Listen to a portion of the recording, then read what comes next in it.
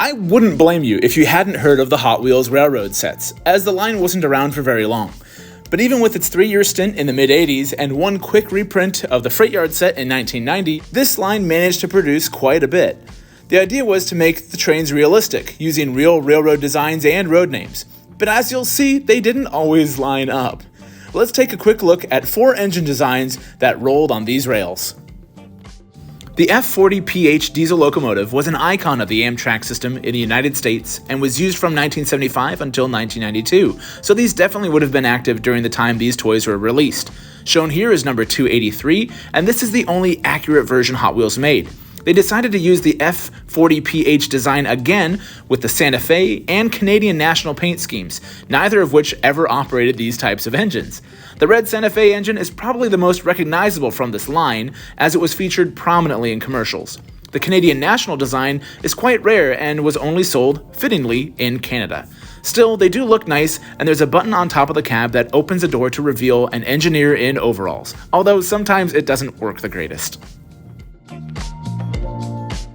Another common design used by the Hot Wheels Railroad line is the GP40 Diesel.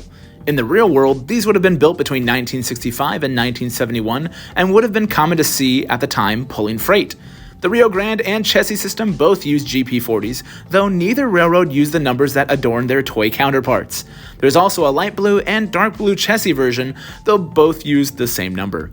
There was also a Canadian National GP40 released, but this was not only a Canada exclusive, but Canadian National never owned or operated this kind of locomotive. Like the F40PH Diesel, there's a button on top of the cab, but this time a crew figure actually steps out of a small opening in the side. Unlike the other 2 engines we've covered, Hot Wheels only produced one type of electric DB Class 111. And honestly, I'm surprised they even bothered. On the one hand, it's another case of the road name not operating this kind of locomotive. On the other, these engines were never operated in the whole of North America. They were mainly used in Europe for fast passenger service, and Hot Wheels focused on freight stuff. On top of that, this is a Canadian market exclusive like the other 2 Canadian National Diesels I mentioned earlier. It does feature 2 moving pantographs on the top. It's just so strange that this design even exists in the lineup at all. Maybe Hot Wheels had plans to expand in the European market, but I don't know, this one just seems out of place. This USRA 060 locomotive was the only steam engine in the whole lineup. It was also only offered in a gift set and can be quite hard to come by. Built in the 1920s, these engines were mostly used for switching duties, and Santa Fe, which this one is, you just kinda can't see the cab lettering, did operate 060 locomotives. In true Hot Wheels Railroad fashion, none of them would have had this number. Like the DB Class 111, there were no other variations made for the Hot Wheels Railroad other than this Santa Fe example you see here.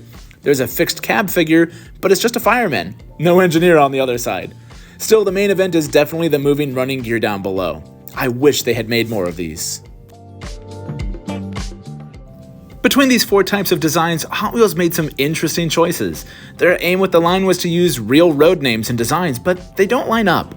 To me, that's like putting a Jeff Gordon NASCAR paint job on a Citroen rally car.